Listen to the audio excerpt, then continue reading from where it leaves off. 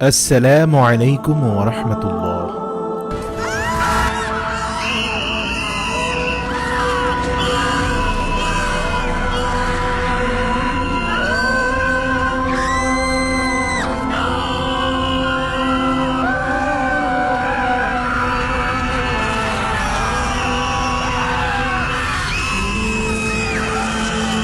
এই নারীর সম্পর্কে বিস্তারিত তথ্য বর্ণনা করেছে। এই নারীর নাম ছিল বাইলার। তিনি হযরত লূত আলাইহিস সালামের স্ত্রী ছিলেন। পবিত্র কোরআনে বর্ণিত পৃথিবীর সবচেয়ে ভয়ঙ্কর পাপী তিনজন নারীর বর্ণনা আজকের ভিডিওতে আমি আলোচনা করব। প্রিয় ভাই ও বোনেরা, বিশেষ করে মা বোনদেরকে বিনীত অনুরোধ করছি, আপনারা ভিডিওটি শেষ পর্যন্ত দেখুন, কেননা এই তিনজন নারী সম্পর্কে আপনাদের সকলেরই জানা উচিত। কি স্বভাবের কারণে, কোন পাপের কারণে তারা কোরআনে বর্ণিত পৃথিবীর নিকৃষ্ট তিনজন নারীতে রূপান্তরিত হয়েছেন। আপনি যদি তাদের সম্পর্কে বিস্তারিত জানতে পারেন, তাহলে নিজে সেই ধরনের পাপ থেকে দূরে থাকতে পারবেন। আমাদের লিস্টে সর্বপ্রথমে লূত আলাইহিস সালামের স্ত্রী বাইলার নাম রয়েছে। উরদান এবং ইসরায়েলের জমিনে যেখানে আজ মৃত সাগর উপস্থিত আছে, যেখানে কিনা এখন কোনো জীবজন্তু বসবাস করে না, কিন্তু একটা সময় এই জায়গাতে সবুজ শ্যামলে ভরপুর হয়ে থাকত।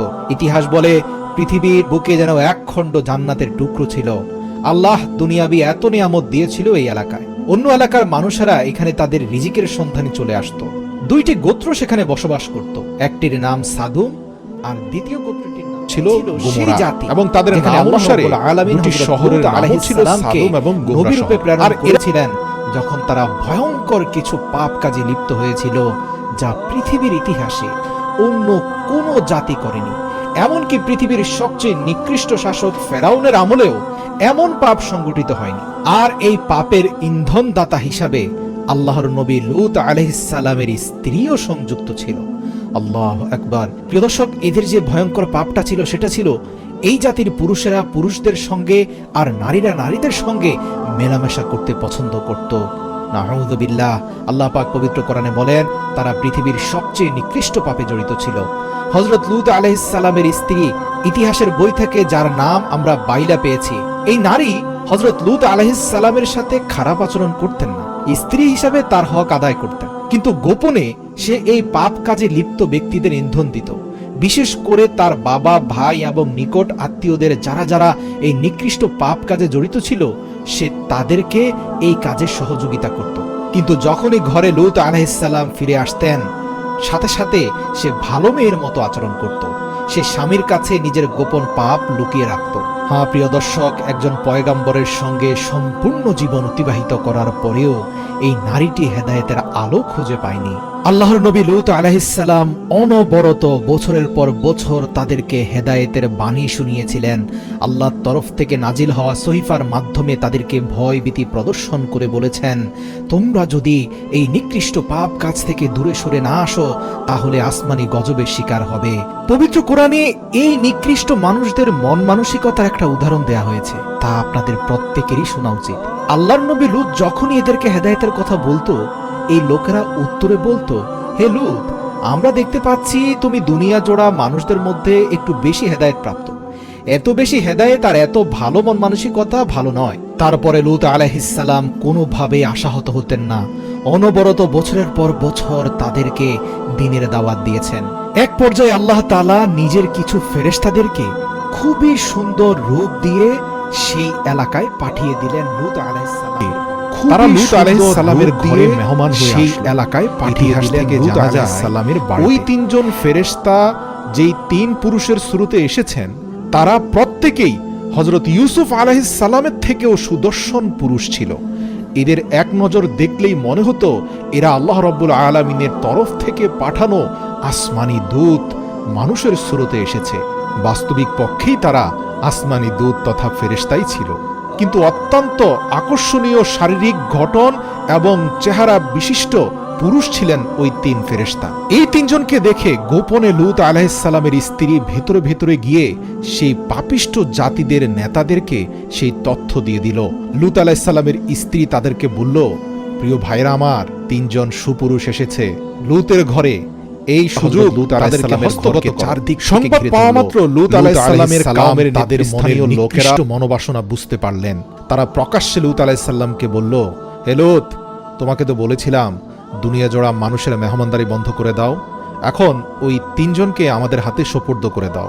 নাউযুবিল্লাহ।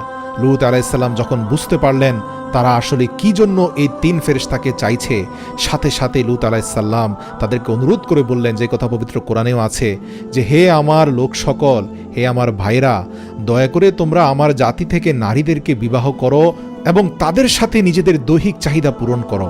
এরা আল্লাহর তরফ থেকে আসা আমার পবিত্র মেহমান। দয়া করে তোমরা এদের সাথে কোনো খারাপ আচরণ করো না, এদের উপরে কোনো শারীরিক নির্যাতন করো না।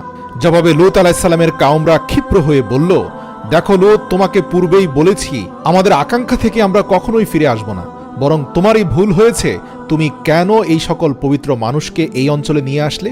আল্লাহর নবী লূতের চিন্তিত এবং দুশ্চিন্তাগ্রস্ত মুখমণ্ডল দেখে সেই তিন পবিত্র ফেরেশতা আল্লাহর নবীর কাছে এসে বলল, হে লূত, আপনি আমাদেরকে তাদের হাতে সমর্পণ করে দিন এবং সূর্য ডুবার পূর্বেই এই এলাকা ত্যাগ করুন। সাথে সাথে লূত আলাইহিস সালাম বুঝে ফেললেন যে এই ফেরেশতারা আল্লাহর তরফ থেকে এক ভয়ঙ্কর সিদ্ধান্ত নিয়ে এসেছেন। প্রিয় দর্শক, আল্লাহ পাক পবিত্র কোরআনে বলেন, হে রাসূল, তাদের মস্তিষ্ক অত্যন্ত ঘৃণিত এবং পৈশাসিক আনন্দে লিপ্ত ছিল। সেই তিন ফেরেশতাকে পেয়ে তারা আনন্দিত হয়ে গেল, নিকৃষ্ট কাজের মনোবাসনা পোষণ করল। আর এদিকে দিনের আলোক আভাকে শেষ করে দিয়ে সূর্য ডুবা শুরু হয়ে গেল। সাথে সাথে সেই তিন ফেরেশতা ভয়ঙ্কর আকৃতির রূপ ধারণ করল এবং আল্লাহর তরফ থেকে এমন এক ভয়ঙ্কর আযাব নিয়ে সেই কাওমের উপরে আঘাত করল, যা এই পৃথিবীর ইতিহাসে আর কখনোই ঘটেনি এবং ঘটবেও না। এমনকি কিয়ামতের সময় এত ভয়াবহতা মানুষ দেখবে না যে ভয়াবহতা লূত আলাইহিস সালামের কাওম দেখেছিল। সেই ফেরেশতারা আল্লাহর নবী লূত আলাইহিস সালামকে সূর্য ডুবার আগে এই এলাকা ত্যাগ করার কথা বলেছিল আর আদেশ দিয়েছিল কোনোভাবেই কেউ পেছনের দিকে তাকাবে না। ভয়ঙ্কর শব্দ হবে, গর্জন হবে, আগুনের লেলিহান শিকার কারণে চারপাশ আলোকিত হয়ে যাবে, কিন্তু কি ঘটছে পেছনে ভুলেও তোমরা তাকাবে না। আল্লাহর নবী লূত আলাইহিস সালাম তার স্ত্রী সহ, সন্তানরা সহ এবং নেক লোকেরা সহ সেই দিন রাত নামার পূর্বেই এই সাদ্দুম এলাকা ত্যাগ করার জন্য দৌড়তে লাগলেন। এমনই সময় সূর্য ডোবার সাথে সাথে ভয়ঙ্কর গর্জন হলো পেছনে। যেহেতু লূত আলাইহিস সালাম সবাইকে বলেছিলেন তোমরা কেউ পেছনে তাকাবে না, এদের কেউই পেছনে তাকালো না। কিন্তু লূত আলাইহিস সালামের স্ত্রী তার জাতি গোষ্ঠী থেকে একেবারে বিচ্ছিন্ন হতে পারছিল না, এদিকে নিজের স্বামীকেও ছাড়তে পারছিল না। কিন্তু আওয়াজ হওয়া মাত্রই তার মস্তিষ্ক মন ভুলো হয়ে পেছনে একবার ফিরে তাকিয়েছিল এবং সাথে সাথে সে পাথরে রূপান্তর হয়েছিল।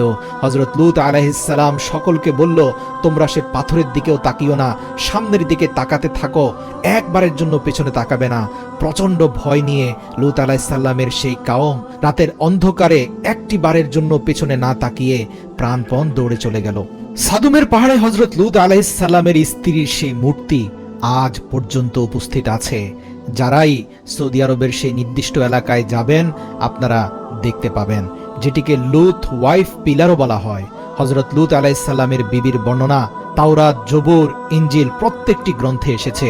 বর্তমান বাইবেলেও এর বিস্তারিত বর্ণনা রয়েছে। লূত আলাইহিস সালামের স্ত্রীর কাছ থেকে যে শিক্ষা আমাদের নেওয়া উচিত তা হচ্ছে গোপন পাপ থেকে দূরে থাকতে হবে। আপনি প্রকাশ্যে নিজেকে যতই ভালো সাজান না কেন, আল্লাহ প্রত্যেকের গোপন পাপ সম্পর্কে জানেন। যেদিন পাকড়াও করা হবে কোনোভাবেই কিন্তু আপনি রেহাই পাবেন না। দেখুন, লূত আলাইহিস সালাম কিন্তু সর্বশেষ পর্যন্ত জানতেন না যে তার স্ত্রী পাপী লোকদের সাথে হাত মিলিয়েছিল, কিন্তু আল্লাহ জানতেন। আর তাই তো একটা শর্ত আল্লাহর তরফ থেকে জুড়ে দেওয়া হয়েছিল যে কেউ যেন আযাবের দিকে পেছন ফিরে না তাকায়, কেননা আল্লাহ ভালো করে জানতেন সবাই না তাকালেও একজন ব্যক্তি ঠিকই তাকাবে যে আল্লাহকে আগেও মানেনি, এখনো মানছে না। আর তাই তো সে তাকিয়েও ছিল আর তার কারণে সে পাথর হয়ে গিয়েছিল। মনে রাখবেন, মানুষের চোখে আপনি ভালো না হওয়ার থেকে বরং আল্লাহর চোখে ভালো হওয়ার চেষ্টা করুন, দুনিয়া আখিরাত পরিবর্তন হয়ে যাবে। আবু লাহাবের স্ত্রীর নাম ছিল উম্মে জামিল। এই নারী এতটাই খারাপ ছিল যে সে কাঁটা ও শুকনো কাঠ এনে নবীজির পথে বিছিয়ে রাখত, যেন তিনি পিছল কাঠে হোঁচট খেয়ে পড়ে যান এবং তারপরে সাথে সাথে তার বিছিয়ে রাখা ফাঁদের মতো কাঁটাগুলো আল্লাহর রাসূল সাল্লাল্লাহু আলাইহি ওয়াসাল্লামের পায়ে বিষ্ট হয়ে যায়। তবে প্রিয় দর্শক, আপনি জেনে অবাক হবেন, এই অপরাধের কারণেই কিন্তু আল্লাহ রাব্বুল আলামিন তাকে লাঞ্ছনা এবং গঞ্জনা দেননি, বরং তার থেকেও যে ভয়ঙ্কর অপরাধ পবিত্র কোরআনে বর্ণিত হয়েছে আবু লাহাবের স্ত্রী উম্মে জামিলের ব্যাপারে, সেটা প্রত্যেকটি নারীর জানা উচিত। সেটা ছিল তার জবান। আল্লাহু আকবার। সেই আমলে তার প্রতিবেশীরা তার থেকে দূরে থাকত, ভয় পেত উম্মে জামিলকে, কেননা তার মুখ যদি একবার শুরু হতো, সে এমন এমন ভাষা ব্যবহার করত যে মানুষের হৃদয় ছিদ্র হয়ে যেত। সে মানুষকে কষ্ট দিয়ে কথা বলার ক্ষেত্রে উস্তাদ ছিল, এবং সে কথা এমনভাবে গুছিয়ে বলতে পারত যে একটা মানুষকে অপমান এবং অপদস্থ করে দেওয়ার জন্য যথেষ্ট। এই নারীর আরেকটি গুণ ছিল, সে মানুষকে তাচ্ছিল্য করে, অপমান করে কবিতা আবৃত্তি করতে পারত, যেটা তাকে প্রকাশ্য মজলিসে অপদস্থ করার জন্য যথেষ্ট ছিল। আজকের সমাজেও এমন অনেক নারী আছে যারা সারাক্ষণ আরেকজনকে ছোট করা, তাচ্ছিল্য করা, হেয় প্রতিপন্ন করার জন্য ওস্তাদ। তাদের মুখকে প্রত্যেকে ভয় পায়। দেখবেন আপনার আত্মীয় স্বজনের মধ্যে এমন অনেক নারী রয়েছেন, তাদেরকে ভয় পায় মানুষ এই কারণে যে তারা যদি কোনোভাবেই মুখ দিয়ে বকাবকি শুরু করে, তা সহ্য করার ক্ষমতা হয়তো আপনার নেই। প্রিয় দর্শক, যদি এই স্বভাব আপনাদের কারো মধ্যে থেকে থাকে, আজই ইস্তেগফার করে তা ত্যাগ করুন। আল্লাহু আকবার। এটি মোটেই কোনো ভালো স্বভাব নয় প্রিয় বোন। আপনার এই স্বভাবটি অতি দ্রুত ত্যাগ করুন, কেননা এই একটি স্বভাবের কারণে আল্লাহ এই নারীর নাম উল্লেখ করে পবিত্র কোরআনে ভয়ঙ্কর আযাবের ঘোষণা দিয়েছেন। ইতিহাস থেকে জানা যায়, উম্মে জামিল যে রাস্তা দিয়ে চলাচল করত, অন্যান্য নারীরা সেই রাস্তা ত্যাগ করে অন্য রাস্তা দিয়ে যেত। এমনকি কাফের মুশরিক নারীরাও কিন্তু উম্মে জামিলকে ঘৃণা করত, শুধুমাত্র তার এই স্বভাবের কারণে। আজকের সমাজে পুরুষদের মধ্যে এমন অনেক বক্তাকে দেখা যায় যে আরেকজন বক্তাকে হেয় প্রতিপন্ন করে, তাকে তাচ্ছিল্য করে, অপমান অপদস্থ করে নিজের বয়ান পেশ করে থাকেন। আল্লাহু আকবার। এমন অনেক ইউটিউবারকে দেখা যায়, তারা রোস্টিং ভিডিও বানিয়ে থাকেন এবং এই যোগ্যতা নিয়ে তারা নিজেরাই নিজেদের উপর গর্ববোধ করেন। আল্লাহু আকবার। প্রিয় ভাই ও বোনেরা, যারাই এই পেশায় নিয়োজিত আছেন, মনে রাখবেন, এটা জাহান্নামের আগুন ক্রয় ব্যতীত অন্য কিছু নয়। এমন পেশা, এমন কর্ম কেন আমরা বেছে নিব যার মাধ্যমে শুধুমাত্র আমরা অন্যকেই ছোট করব?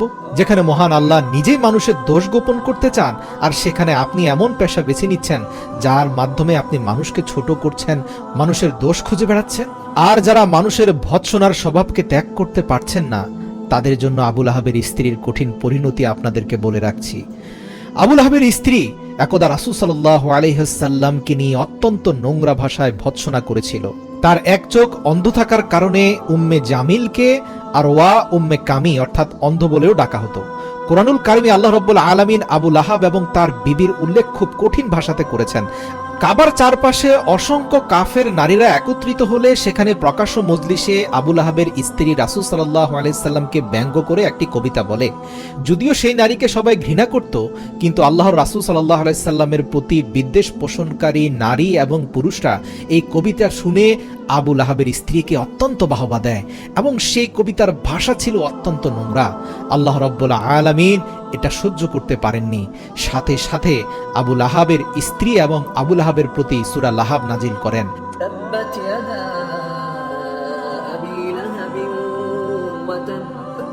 এই সূরার প্রত্যেকটি আয়াত আবু লাহাব এবং তার স্ত্রীর অন্তরে এক একটি অগ্নিপেরেকের মতো বিঁধে যায়।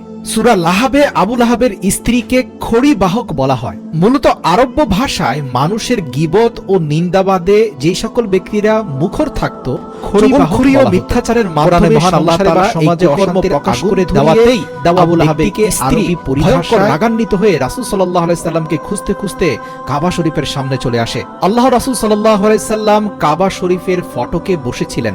সামনে আবু বকর সিদ্দিক রাদিয়াল্লাহু তাআলা আনহু দাঁড়ানো ছিলেন। উম্মে জামিল এসে আবু বকর সিদ্দিক রাদিয়াল্লাহু তাআলা আনহুর সামনে দাঁড়িয়ে বলল, কোথায় তোমার সেই বন্ধু? তাকে ডাকো। অতঃপর ডানে বামে তাকিয়ে কাউকে না দেখতে পেয়ে আবু বকরের সামনে যা তা ভাষায়, অশ্লীল ভাষায় বাক্যবাণ দিয়ে কবিতা আবৃত্তি করে চলে আসলো। এমন সময় হুজুর সাল্লাল্লাহু আলাইহি সাল্লামের বিরুদ্ধে সেই নোংরা ভাষাগুলো শুধুমাত্র আবু বকর রাদিয়াল্লাহু তাআলা আনহু শুনছিলেন, আর তিনি তার পুরোটাই হজম করে গেলেন। যদিও একটু দূরে আল্লাহ রাসূল সাল্লাল্লাহু আলাইহি সাল্লাম বসা ছিলেন। আবু বকর সিদ্দিক রাদিয়াল্লাহু তাআলা আনহু বললেন, ইয়া রাসূলুল্লাহ, সে কি আপনাকে দেখতে পেল না? তখন আল্লাহ রাসূল সাল্লাল্লাহু আলাইহি সাল্লাম বললেন, সে আমাকে দেখতে পায়নি, কেননা সে আসা মাত্র আল্লাহর তরফ থেকে একজন ফেরেশতা এসে আমার সামনে অদৃশ্য দেয়াল তৈরি করেছিল, যার কারণে উম্মে জামিলের চোখ আমাকে দেখতে পায়নি। অতঃপর আবু বকর রাদিয়াল্লাহু তাআলা আলহামদুলিল্লাহ পড়ে বলল, তা নিশ্চয়ই ভালো হয়েছে।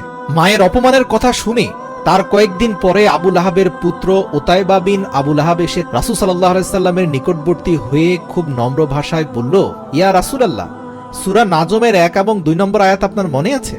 আল্লাহ রাসূল বললেন, অবশ্যই। নক্ষত্রের কসম, যখন অস্তমিত হয় তোমাদের সঙ্গী পথভ্রষ্ট হয়নি এবং বিপদগামীও হয়নি। আল্লাহ রাসূল আয়াত দুটি তেলাওয়াত করে বললেন, হে উতাইবা, তুমি নিশ্চয়ই এই আয়াত দুটি বিশ্বাস করো। এ কথা বলার পর হেঁচকা এক টান দিয়ে রাসূল সাল্লাল্লাহু আলাইহি সাল্লামের গায়ের জামা ছিঁড়ে তার মুখে থুতু নিক্ষেপ করে চলে গেল উতাইবা বিন আবু লাহাব এবং বলল, তোমার এই দুটি আয়াত আমি অস্বীকার করি। এতে আল্লাহ রাসূল অত্যন্ত কষ্ট পেলেন এবং তার অন্তর থেকে বদদোয়া গেল। আল্লাহ রাসূল বললেন, হে আল্লাহ, তুমি তার উপর তোমার কোনো একটি কুকুরকে বিজয় দান করো। আল্লাহ রাসূলের এই বদদোয়ার পর থেকে উতাইবা ভালোভাবে ঘুমোতে পারছিল না। অতঃপর আত্মীয় স্বজনদের কয়েকজন বলল, মুহাম্মদ সাল্লাল্লাহু আলাইহি সাল্লাম তোমার উপরে যে অভিশাপ দিয়েছেন তা নিশ্চিতভাবে ঘটবে, বাঁচতে হলে তুমি মক্কা ছেড়ে চলে যাও। তারপর সে সিরিয়ায় ব্যবসায়িক সফরে চলে গেল, সেখানে জারকা নামক স্থানে রাত্রি যাপন করলো। এমন সময় হঠাৎ এক নেকড়ে তার চারপাশে ঘুরতে লাগলো। তখন সে বলে উঠল, আল্লাহর কসম, এ আমাকে খেয়ে ফেলবে, কারণ মোহাম্মদ আমার বিরুদ্ধে এই দোয়া করেছিল। এবং ঘটনা ঘটেছিল, পরদিন সকালে কয়েকটি নেকড়ে এবং কুকুর এসে তার শরীরকে ক্ষত বিক্ষত করে ঘাড় মটকে তাকে হত্যা করে। এদিকে আবু লাহাবের স্ত্রীরও ভয়ঙ্কর পরিণতি হয়েছিল। বদরের যুদ্ধের পর আবু লাহাবের স্ত্রী বেশ কয়েকটি অশ্লীল ভাষার কবিতা রচনা করার পর থেকে তার শরীরে এক বিষাক্ত ফোঁড়া দেখা দেয়। অন্যদের দেহে এ রোগ সংক্রমিত হওয়ার আশঙ্কায় তার প্রাণপ্রিয় পরিবারের লোকেরা তাকে একটি নির্জন স্থানে ফেলে আসে। সেখানে চিৎকার চেঁচামেচি করে পরিবারের লোকদের বিরুদ্ধে সে পুনরায় আবার কবিতা আবৃত্তি করতে থাকে। যাদের জন্য সে এত কষ্ট করেছে তারা কেন তার রোগ দেখে তাকে এই নির্জন এলাকায় ফেলে গেল। কিন্তু তার কবিতায় কোনো কাজ হয়নি। তার আত্মীয় স্বজন সকলেই তাকে ত্যাগ করে সেখানে তাকে ফেলে রাখে। এভাবে তার পুরো শরীরে প্রচন্ড দুর্গন্ধ ও পচন লাগতে থাকে, কিন্তু তারপরেও তার মুখ থেকে কবিতা আবৃত্তি বন্ধ হয়নি। অবশেষে তার মৃত্যুর পর একজন হাবশি মজুরকে ডেকে আনা হয়। সে হাত পা ঢেকে গর্ত খনন করে লাঠি দিয়ে ঠেলে ঠেলে আবু লাহাবের স্ত্রীর পচা লাশটিকে পাথর চাপা দিয়ে দেয়। এই হলো দুনিয়ার লাঞ্ছনা ও ধ্বংসের অবস্থা। আখিরাতের শাস্তি তো আছেই। আল্লাহ আকবার। ইয়া আল্লাহ, আপনি আমাদের সবার মুখকে হেফাজত করার তৌফিক দান করেন। এজন্য আল্লাহ রাসূল সাল্লাল্লাহু আলাইহি সাল্লাম দুইটি হাদিস গুরুত্বের সাথে বলে গিয়েছেন, মান সালিবাল মুসলিমুনা মিন লিসানিহি ওয়া ইয়াদিহি, সে প্রকৃত মুসলিম হতে পারবে না যার মুখ এবং হাত থেকে অপর মুসলমান নিরাপদ নয়। প্রিয় দর্শক, আপনার মুখ থেকে প্রত্যেকটি মুসলমান নিরাপদ না হওয়া পর্যন্ত আপনি মুসলিমই হতে পারবেন না। তাই ভেবে দেখুন, এই জীবনে কোনো মুসলিমকে কোনো বিষয় নিয়ে এমন ভাষা ব্যবহার করেছেন কিনা যা তার অন্তরে কষ্টের কারণ হয়েছে। নাউযু বিল্লাহি মিন যালিক। আজই তওবা করুন, এই পাপের পরিণতি ভয়ঙ্কর। আল্লাহ রাসূল শারীরিক লাঞ্ছনা থেকেও মুখের লাঞ্ছনাকে ভয়ঙ্কর বলেছেন। হযরত নূহ আলাইহিস সালামের স্ত্রীও একজন পথভ্রষ্ট নারী ছিলেন। হযরত নূহ আলাইহিস সালামের জাতি এই মানব ইতিহাসের একমাত্র জাতি ছিল যারা সর্বপ্রথম শিরক তথা মূর্তি পূজা করতে শুরু করেছিল। এরাই সেই সর্বপ্রথম কোন জাতি যারা নিজেদের পবিত্র এবং নেক মানুষদের মূর্তি বানিয়ে তাদের পূজা করতে শুরু করেছিল। আল্লাহ তাআলা হযরত নূহ আলাইহিস সালামকে এই কওমের উপর নবী রূপে প্রেরণ করেছিলেন, কিন্তু এই জাতিরা এতটাই অবাধ্য এবং নাফরমান ছিল যে তারা আল্লাহর নবী নূহ আলাইহিস সালামের ঘরে প্রবেশ করেই তার উপর অত্যাচার করত। আর নূহ আলাইহিস সালামকে তারা নিজের ঘর থেকে বের করে দিয়ে কোনো সাহায্য ছাড়াই রাস্তার মধ্যে রেখে দিয়ে চলে যেত। এভাবে অপমান অপদস্থ করার পরেও হযরত নূহ আলাইহিস সালাম অনবরত তাদেরকে দিনের পথে ডাকতে থাকেন। অতঃপর তারা ভরা মজলিসে আল্লাহর রাসূলকে মারপিট করত এবং বিভিন্ন স্থান থেকে অপদস্থ করে তাড়িয়ে দিত। নূহ আলাইহিস সালামের স্ত্রী প্রকাশ্যে স্বামীর বিরুদ্ধাচরণ করত। সে কাফেরদের সঙ্গে সংযুক্ত ছিল। মুফাসসির এবং ঐতিহাসিকগণ হযরত নূহ আলাইহিস সালামের ওয়াইফের নাম বালিহা তথা বালিগা নামেও বর্ণনা করেছেন। সে শুধুমাত্র কাফিরই ছিল না, বরং তার চলাচল কাফিরদের মতোই ছিল। একদিকে কুফরি আর অন্যদিকে হযরত নূহ আলাইহিস সালামের বিরোধিতাতে সে নিজের জাতিকে সাহায্য করত। সে একটা কথা বেশি বলতো, আল্লাহকে ডেকে নূহ কি পেয়েছে? অর্থ সম্পদ দুনিয়াবি কোনো কিছুই তো তার নেই, অথচ তোমরা মূর্তি পূজা করে পৃথিবীতে কত অর্থ সম্পদের মালিক হয়েছ, কত আয়েশি জীবন যাপন করছো। নাউযুবিল্লাহ। প্রিয় দর্শক, আজও পৃথিবীতে এমন অনেক নারী রয়েছে, স্বামী দিনদার নেককার হয়ে এবং হালাল হারাম বেঁচে চলার কারণে হয়তো উপার্জন কম করে, তারা প্রকাশ্যে অনেক ক্ষেত্রে সেই স্বামীর বিরুদ্ধাচরণ করে যারা কম উপার্জন করে। নিজেকে প্রশ্ন করুন, এমন কোনো স্বভাব কি আপনার মধ্যে রয়েছে কিনা? নূহ আলাইহিস সালামের স্ত্রী এজন্যই মূর্তিদের প্রশংসা করত, কেননা মূর্তি পূজারীরা অর্থ সম্পদে অগ্রসর ছিল। এমন সময় কোনো এক ব্যক্তি যখন এই সকল মূর্তি পূজা ছেড়ে দিয়ে এক আল্লাহ তাআলার প্রতি ঈমান নিয়ে আসতো, তখন হযরত নূহ আলাইহিস সালামের স্ত্রী নিজেদের জাতিদের মানুষদের কাছে সেই খবর সঙ্গে সঙ্গে পৌঁছে দিত, আর তারপর সেই কাউমের মানুষেরা ঈমান গ্রহণকারী ব্যক্তির বেঁচে থাকাকে অসম্ভব করে দিত। বালেহা নামক এই নারীটি হযরত নূহ আলাইহিস সালামের এক পুত্র ইয়ামকেও তাদের দলে অন্তর্ভুক্ত করে নিয়েছিল। সেজন্য নূহ আলাইহিস সালাম এর এই পুত্র কাফেরদের রাস্তাকে অনুসরণ করতে বাধ্য হয়েছিল। আল্লাহ রাব্বুল আলামিন এই নারীর কুফরি এবং নাফরমানের বর্ণনা পবিত্র কোরআনুল কারীমেও উল্লেখ করেছেন। এছাড়াও এর বিস্তারিত বর্ণনা বর্তমান বাইবেলেও পাওয়া যায়। এরপর যখন আল্লাহ রাব্বুল আলামিন হযরত নূহ আলাইহিস সালামের জাতির উপর সেই মহাপ্লাবনের আযাব পাঠিয়েছিলেন, তখন সেখানে নূহ আলাইহিস সালামের এই কাফের স্ত্রী সেই ভয়ানক আযাবের মধ্যে পড়ে গিয়েছিল। সেখানেও নূহ আলাইহিস সালাম তাদেরকে বলেছিল, তোমরা নৌকায় চলে এসো। তখন সেই স্ত্রী এবং পথভ্রষ্ট পুত্র বলেছিল, আমরা সামনেই কোনো পাহাড়ে উঠে যাব, কেননা তাদের মনোবাসনা এমন ছিল। নূহ জীবনভর দরিদ্র থেকেছে, তার লাইফ স্টাইল হচ্ছে অনেক দরিদ্র সম্পন্ন, তার নৌকাতে ভালো কিছু পাওয়া যাবে না, বরং মূর্তি পূজারীরা জীবনভর সফলতা পেয়েছে, তারা অনেক অর্থ সম্পদ পেয়েছে, তাদের সাথে থাকলেই ভালো হবে। আর অতঃপর যা ঘটেছে তা আমরা জানি। সকল পথভ্রষ্টরা আল্লাহর লানতের শিকার হয়ে বন্যার পানিতে ধূলিসাৎ হয়ে গিয়েছিল। আল্লাহর নবী নূহ এবং বিশ্বাসীদেরকে আল্লাহ এক অলৌকিক নৌকার মাধ্যমে পৃথিবীর বুকে রক্ষা করেছিলেন। সুবহানাল্লাহ।